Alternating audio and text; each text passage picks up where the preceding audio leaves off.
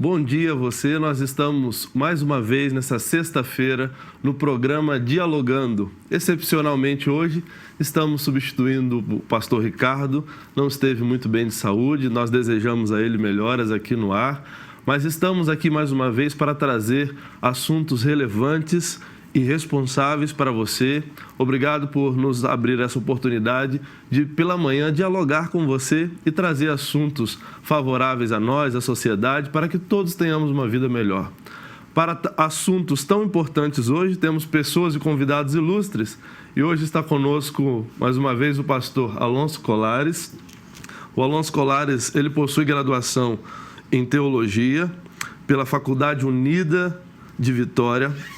Ele também é um especialista na filosofia da religião pela Universidade Federal do Espírito Santo, a UFES, mestrando agora em linguagem pela Universidade Estadual em Cognição e Linguagem, pela Universidade Estadual do Norte Fluminense, aqui na UENF, e atualmente é pastor e professor de teologia, pastor da Igreja Batista de Veracruz.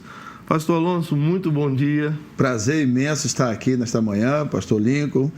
Prazer imenso estar aqui também. Doutor Júlio Esteves, é um prazer muito grande. E essa figura que nós conhecemos e tanto nos ajuda aqui com assuntos tão importantes, que é o doutor Júlio Esteves. Doutor Júlio Esteves, ele é doutor em filosofia e professor da UENF, doutor pela Universidade Federal do Rio de Janeiro, com doutorado na Universidade de Münster, na Alemanha. Ele também atualmente é professor da Universidade Estadual do Norte Fluminense, Darcy Ribeiro, e tem uma larga experiência na área de filosofia e ética. Então, hoje nós vamos conversar com essas brilhantes pessoas. E qual é o tema? As pessoas devem estar em casa se perguntando. Qual é o tema de hoje do Dialogando? Nós vamos conversar hoje sobre a eutanásia e a teologia. E para isso convidamos esses filósofos aqui e o pastor Alonso para estar tratando desse texto, dessa informação. E eu queria, como primeira pergunta, para esclarecer aos nossos telespectadores, pastor Alonso, o que seria a eutanásia em si? Você pode explicar o conceito para que todos possamos ter essa explicação? A eutanásia, se formos analisar do ponto de vista etimologicamente, do nome, significa eutanásia, a boa morte. Significa o nome eutanásia significa isso. A palavra eutanásia significa a boa morte. E do ponto de vista prático, seria abreviar a vida em casos em que a pessoa estivesse ou com uma doença terminal, ou diante de uma circunstância adversa, ou também dentro de um contexto social, familiar. A eutanásia não deixa de ser, portanto, um certo tipo de suicídio, né, professor Júlio? Sim. Então, sobre isso, e pegando esse link, a eutanásia, ela não seria uma garantia de uma morte digna? Olha aí, professor. Bom dia mais uma vez. Eu gostaria de falar, essa é uma pergunta muito oportuna, porque costuma se defender a eutanásia exatamente em casos em que a pessoa se encontra na situação que ela não está tendo mais uma vida digna, uma vida digna de ser vivida. Por exemplo, situações em que a pessoa está padecendo de dores lancinantes, como muitos casos de câncer, não é? Ou ela está em estado vegetativo, ou ela está no estado de dependência dos outros para fazer tudo. Eu acho que a palavra dignidade, nesse caso, está sendo mal aplicada. Então, por exemplo, no caso de dores, sim, sentir dores é uma coisa ruim, negativa, mas não é indigno. Não é indigno é uma palavra moral. Indigno é você se corromper, é roubar. Então, se você está levando uma vida com dores, sem dúvida isso é uma coisa ruim. Agora, autorizar a eutanásia, porque isso não é uma vida digna de ser vivida, isso está totalmente errado. Não é? O indigno é você viver roubando, por exemplo. Tá certo? O que eu quero dizer, o sentir dor faz parte da condição humana. Não é? Então, se a condição humana inclui dor e sentir dor é uma coisa indigna, então a condição humana é indigna. Não é? Pode até haver razões para se praticar a eutanásia, mas essa com certeza não é. Por outro lado, é muito complicado essa questão da eutanásia. Por exemplo, casos de morte em que a pessoa está vivendo vegetativamente. Estudos feitos na Inglaterra recentemente mostraram a atividade cerebral da pessoa em estado vegetativo, consciente do que está se passando ao redor dela. Então, você imagina você ouvindo parentes seus, conversando com os médicos, planejando desligar o aparelho que você está ligado e mantendo a sua vida. Coloque-se no lugar dele. Não deve ser uma coisa fácil, né? Estão planejando a minha morte, não é? E você sem poder... Você está interagindo, está ouvindo, o mundo não tem capacidade de interagir e resistir à decisão. Não é? Então, isso tem que ser visto com muita calma. E é interessante que existem... O professor Júlio tocou num ponto muito importante, que alguns defensores da eutanásia, eles até tentam camuflar, levando uma ideia de uma ortotanásia, que na verdade não existe. O que existe é a eutanásia, com uma ideia de que nós temos que deixar o corpo, a natureza, seguir seu rumo, né? Seguir sua natureza. Se for assim... Nós citamos aqui o cérebro escritor brasileiro Ariano Suassuna. Eu comecei a morrer desde que eu nasci. Se você tiver uma dor de cabeça, se nós tivermos uma dor de cabeça, por exemplo, não vamos tomar remédio, vamos deixar a natureza seguir seu curso. Né? Só que as pessoas tomam remédio, né? Então, na verdade, essa ortotanásia é um grande engodo aí que se criou aí, né? Ortotanásia seria a morte correta, não é? É a morte correta. O certo é o seguinte: deixa o curso natural, não é? Deixa a vida seguir o seu curso natural, desembocando na morte. Isso é uma tentativa de você cometer a eutanásia sem fazer nada, não é? Ou seja, como se você não estivesse fazendo nada, deixa morrer simplesmente. O problema é que o tal do processo da morte, como bem falou Alonso, é uma coisa que começa com o próprio nascimento, não é? O Suassuna diz: tudo que vive morre. Então, se é assim, eu não posso fazer nada durante a vida, que eu estou obstaculizando o curso natural da morte. Qualquer remédio contra dor de cabeça, até se alimentar mesmo, eu estou impedindo o curso natural da morte. Então, essa expressãozinha não é, tenta camuflar. Na verdade, você está ativamente tentando tirar a vida de uma pessoa, se escondendo nessa ideia, né, de que está deixando as coisas fluírem naturalmente. Agora, uma questão muito interessante também é que as pessoas, mesmo em situações de dores lancinantes, situações totalmente adversas, essas pessoas que defendem a eutanásia e dizem que esta seria uma morte digna, que nós chegamos à conclusão aqui de que definitivamente dignidade não tem nada a ver com isso, a palavra dignidade sendo uma palavra moral. Engraçado que, do ponto de vista das pessoas, nós sempre consideramos aquelas pessoas que, mesmo diante de dores tão tremendas, diante de circunstâncias tão adversas, mas que foram até o fim, que lutaram pela vida, que buscaram, reafirmaram a vida, que sempre, mesmo diante de uma doença terminal, mesmo diante disso tudo, afirmaram a vida. Nós reputamos essas pessoas como heróis. Citando aqui, levando um pouco para a teologia, eu lembro do caso de Jó, por exemplo. Os defensores da eutanásia certamente fariam assim: não, Jó tinha que morrer a morte digna para Jó. Jó perdeu dinheiro, ficou arruinado financeiramente, ficou arruinado com relação à sua família, ficou arruinado com relação à sua saúde, ou seja, coisas que fazem as pessoas se matarem. Ou seja, questões financeiras. Razões boas para tirar a vida. Para tirar a vida. Então... Ou seja, ele teve as três juntas, as três ao mesmo tempo. Né? E mesmo assim ele foi até o fim. Os defensores da eutanásia são como a esposa de Jó, que diz assim: amaldiçoa seu Deus e morra. Ou seja, pratica o suicídio.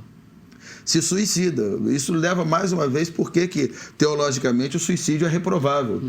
Na expressão da esposa de Jó, né? Amaldiçoa seu Deus, ou seja, renegue aquilo que Deus te deu, amaldiçoa seu Deus e morra. Mas e no caso de intensa dor, pastor Alonso e doutor Júlio Esteves, é recomendável ou é aceitável, de alguma forma, no caso de a pessoa estar vivendo com extrema dor, com uma dor extrema que não está sendo aliviada, por vezes, nem com remédio? E o caso dela é um caso irreversível. Qual seria a posição de vocês nesse caso? Seria aplicável num caso de intensa dor? Ou existe uma maneira aplicável para a eutanásia em que vocês concordem com que ela seja realmente realizada ou não? O caso continua no caso de Jó, por exemplo. Ele estava em três situações em que foi completamente difícil, e mesmo assim ele reafirmou a vida, e nós o reputamos como herói. Não é sem razão que ele são um dos heróis da fé. Não é sem razão que até hoje nós usamos a expressão "tende a paciência de Jó". É verdade. Justamente por isso. Porque reputamos ele como herói porque ele reafirmou a vida. Os heróis são assim. Esses são os verdadeiros heróis, né? E se você perguntar a Jó, ele vai dizer assim: não, eu só reafirmei a vida era importante para mim, né? E mesmo assim nós o reputamos como heróis. Sim, olha, eu ministro a disciplina questões de bioética, porque isso é uma questão de bioética, questão de eutanásia, e eu confesso que, para mim, é o tema dentro da bioética mais delicado. Não é? Porque pode ser, às vezes a gente se sente até, exatamente moralmente falando, né? É como se pronunciar sobre uma situação como essa, uma pessoa que está passando por dores terríveis, que às vezes nem o remédio mais funciona, né, adequadamente, e sem, né, perspectiva de melhora. Não é? Então, você teorizar sobre isso, não estando nessa situação, pode parecer até leviano, na verdade. Por outro lado, a gente vê que existem situações próximas da gente que servem para a gente fazer uma analogia, entende? Pense bem, olha, eu sou um professor da UENF, não é? Com um salário que para mim me satisfaz, mas pense assim, o Ike Batista, se ele perder tudo que ele tem e tiver que viver com o salário que eu ganho. O que ele vai dizer da vida dele? O que eu acho para mim uma vida super digna, não é uma vida que merece ser vivida, ele vai dizer que não merece. Não, eu prefiro morrer do que ficar vivendo com o salário de professor da UENF, tendo vivido tudo, né, tendo usufruído tudo que eu usufruí. Então, essa questão de que chega um momento em que não tem mais jeito, que não dá mais para aproveitar, isso parece ser muito relativo. Mesmo a questão de dor. Há pessoas que têm uma relação com dor diferente de outras. Entende? Então, nem esse fato de apontar que são dores sem perspectiva, isso por si só não é, entendeu? Tudo depende, tudo vale a pena quando a alma não é pequena, diz Fernando Pessoa. Então, houve um poeta, Thomas de Quincey, o inglês, que sentia dores terríveis. Ele, inclusive, vivia à base de drogas para suportar as dores, em 1700 e pouco. E produziu uma obra poética. Então, sabe, parece que você sempre pode aproveitar a vida de alguma maneira. Me parece. Então o homem não tem o poder de tirar a vida que o próprio Deus deu, né? Mas quando Jesus, pastor Alonso, deu a sua vida, foi um tipo de eutanásia? Teria sido um suicídio? Como que você aborda essa parte? Teóricos do ponto de vista ético, moral, dentre eles um que eu tenho grande admiração, Immanuel Kant, ele exclui Jesus desses casos de suicídio, porque a eutanásia é um tipo de suicídio, né? É um tipo de suicídio. Jesus morreu pelos pecados do mundo. Ele sabia, ele tinha consciência da sua missão. E ele sentiu dores lancinantes também, como consciência da sua missão. Interessante que Jesus tinha todas as prerrogativas também para poder tirar a sua vida. Tinha pessoas que perseguia 24 horas por dia. Ele sofreu perseguição de todo tipo. Interessante que ele sabia o tipo de coisa que ele ia morrer de cruz, com prego, martelo e madeira, e foi carpinteiro. Ou seja, mexendo com prego, madeira e o tempo todo. E mesmo assim, mas interessante que mesmo diante disso tudo, ele sempre reafirmou a vida, ele sempre entendeu que a vida era um dom de Deus, e sendo o próprio Deus, como eu particularmente creio, ele deu de si mesmo como uma missão. Ele deu de si mesmo como consciência do dever, daquilo que ele tinha que fazer, daquilo que ele deveria fazer. Então, o caso de Cristo, ele não é associado a um caso de suicídio, não de eutanásia, né, mas um caso de suicídio propriamente dito. Ele deu de si mesmo por amor. Verdade. É interessante quando Jesus fala e aborda a respeito de que ninguém toma a minha vida, eu dou. Na verdade, ele entregou a vida para que outros pudessem viver. Foi um caso de um mártir, né, para a redenção humana. É um caso atípico e um caso de que ele deu a vida, mas ele mesmo a retomou. Então ele já tinha o propósito de ressuscitar e, ressuscitando, trazer valia ou validade a tudo que ele disse, em ser o caminho, a verdade e a vida. Perfeito. Agora, com relação à questão das dores lancinantes e tudo isso, né, é uma coisa interessante. Porque quando nós já não temos mais, digamos, prazeres na vida, prazeres com relação a essa vida, e aí que estão a grande questão dos defensores da eutanásia, eles estão muito associados à vida com relação ao prazer, mas eles associam pouco a vida com relação ao dever. Será que nós temos condições de dispor de nós mesmos? Né? Ele leva a eutanásia sempre para o lado do prazer, ou seja, ele não deve, não é digno, mas deve viver por causa do prazer, mas nunca do lado do dever. Eles né? têm até o slogan, né?